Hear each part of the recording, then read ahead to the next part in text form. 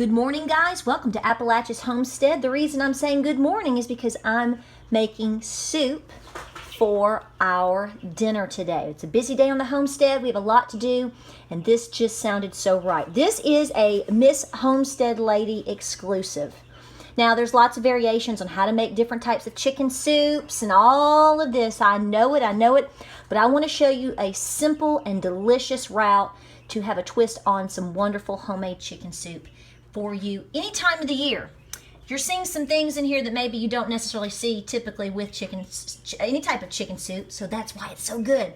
So we're going to fly through this because it's so easy, and you're going to want to make this because I'm telling you, your troops are going to love it. There's never leftovers with this, okay?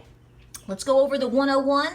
We'll get it cooking, and then we'll show you what spices and what not to add, okay? The first thing that you're going to need is 3 chicken breasts. You can do a little bit more, a little bit less. After you make it, you'll figure out your groove, okay? 3 good-sized chicken breasts.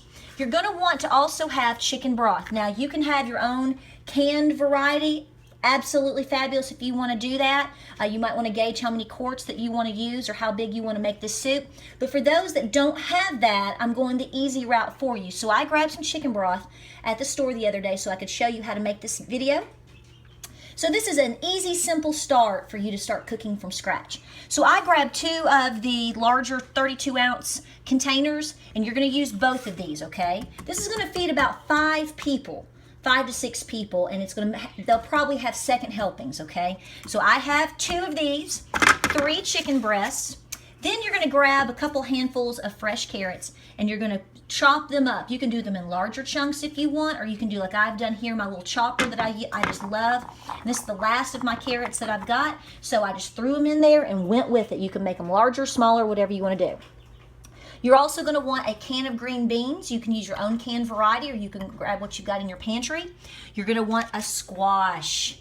I know it. Trust me when I tell you, this makes it. Have that on hand. You know, get you a nice little squash. In the summertime, this is going to be great because you'll have your fresh variety right there, as opposed to relying on the store. So right there is a good sized little squash, just cut in chunks.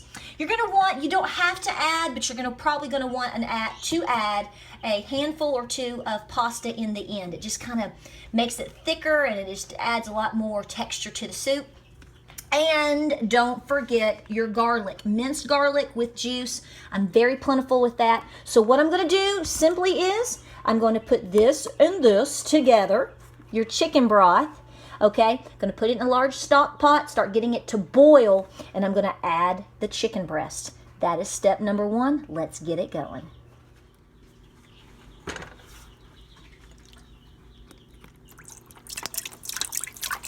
Just adding the broth to the pot. I'm going to get this boiling, and then I'm going to add my chicken breasts in there. And your chicken breasts are going to cook in your broth. So if you've made a large crock pot full of chicken the other day and you've made your own homemade stock, this is going to be perfect for you, okay? If you have your own canned version at home that you've made, or maybe you canned it, or maybe you have it in the freezer and you let it thaw out, this is what you're going to do. So this is my stainless steel pot, and I'm just filling her up with stock. Using what you have available to you is the way to go. So we're going to get this boiling, and then we're going to add our chicken breast. All right, guys, so it's starting to boil and get really hot, so all I'm going to do is add the chicken breast. I'm not going to cut them. You can, but I'm not. You'll see why later. I let them cook first and get done, and then I take them out and cut them then. So we're going to get this cooking and rocking and rolling. So we're going to put this in, and then I'm going to add the garlic, and we'll go over our spices in just a minute. So I'm going to let this cook in here and infuse, and we're going to add the garlic, and lots of it.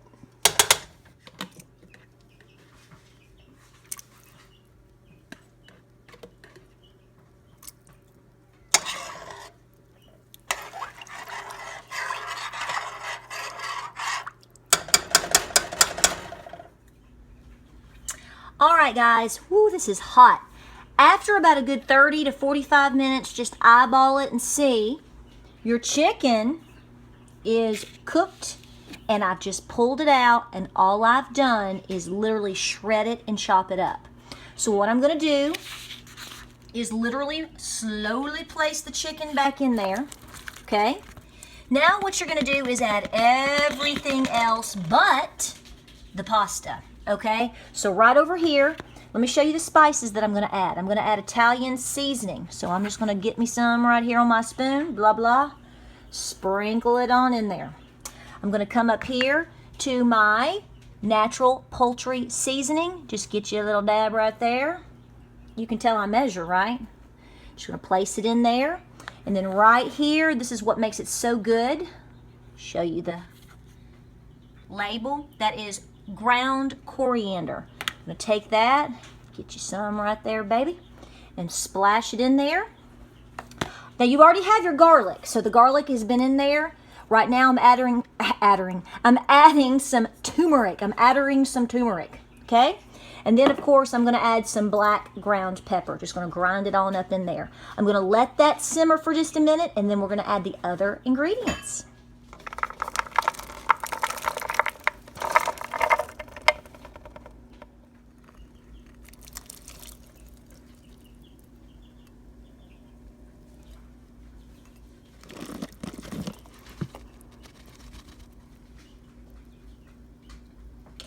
All right, guys, it's that simple. So then you're going to let this all cook, okay? Just keep an eye on it. Get it to a nice simmering pot going here. And you are going to allow the squash and the carrots and the beans and all your spices and everything. Everything is in here except the pasta. So what I do is let this cook for another good solid 30 minutes or so. When everything starts to soften up, and you can tell that's really cooking, that's when I add my pasta, so that it will, because it cooks so fast. It cooks a lot faster than your squash and your carrots, and you don't want that to get too mushy. So we're gonna let this simmer. Man, you should smell this. Do notice I didn't add any salt. It really doesn't need the salt. Now, if you make your own stock, and obviously then you want to add a little bit of salt for flavor, just taste it as you go once everything is cooked up, and then you can add salt for flavor if you need to. So we're just going to let this go for a while, let it cook, and then we will add a handful or two of our pasta. And I'm telling you, this is some of the best homemade, quick and easy soup you've ever made, because you can make it in quick little stages and just let it do its thing, and you can continue to do your homesteading thing. Great for the family. All right, guys, it's been at least a good 30 minutes. You can see everything is starting to soften up and cook up real nice. And I got a phone call from Miss Homestead lady. So I told her, I said, I got to film this last little stretch. I'm going to put in my pasta. And she said, I got this from a friend of a friend. So this soup is fabulous. Last year when I was having some trouble, after I had come off of raw milk and I had to do a lot of things in terms of the GAPS diet, this was one of the soups I could eat with no problem. Now, she does add onion powder to hers. I did not add onion powder. You could add a little hair of that to it if you wanted to. I added pasta, and she does not add turmeric. I did that for my own sake as well. So, you know, this is like taking a base item soup and transforming it and adding and making it and doing with it as, you know, it fits you, your needs, your family, what you like and what you don't like. So what I'm going to do is just let this pasta. She's like, ooh, I've never added the pasta. And I said, well, it just thickens it up a little bit and adds a little bit more texture. It's really, really good. You can do any type of pasta you like. So I'm just going to let this continue to simmer and cook. If you need to add a little bit more moisture to it, if it gets a little bit too dry for you, just add a little water. No big thing, right? All right, let's let it cook up. Check that out. Yes, ma'am. Yes, ma'am. Okay, guys, so all in all, you're looking at around 2 to 2.5 hours to cook. It's not difficult. You see a lot of steps in the video because we want to show you, but you're literally going to throw this together in a few steps and let it cook and do its thing, and you are going to have a wonderful, wonderful, hearty soup right here at your disposal. Wonderful leftovers. Check this out. I mean, it is just fabulous. You can serve it with crackers. You can serve it with bread. You could serve it on rice. This would be great on rice. Just depends on what you want to do right here, guys. I'm telling you, it's fabulous. Thanks again to Miss Homestead Lady for passing this on, you know, to me and to you guys. That squash, I'm gonna steal some more pieces of squash. Look at this. Just beautiful. Got my bread ready to go. We're going to eat a hearty lunch, and then we're going to head outside and work, because spring is on the way. It's a little cool today. Guys, thanks for watching. Check us out on Facebook, Instagram, and Pinterest.